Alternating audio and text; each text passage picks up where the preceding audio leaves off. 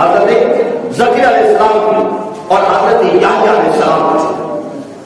حضرت یحییٰ علیہ السلام آپ کا بھی بچپن نابالغ بچے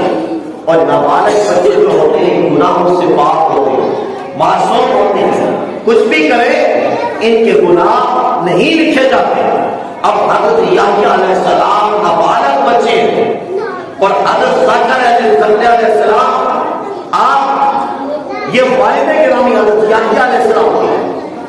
جب بھی حضرت زکریا علیہ السلام قیامت کا ذکر کرتے، قبر کے عذاب کا ذکر کرتے، جہنم کا ذکر کرتے، تو حضرت یحییٰ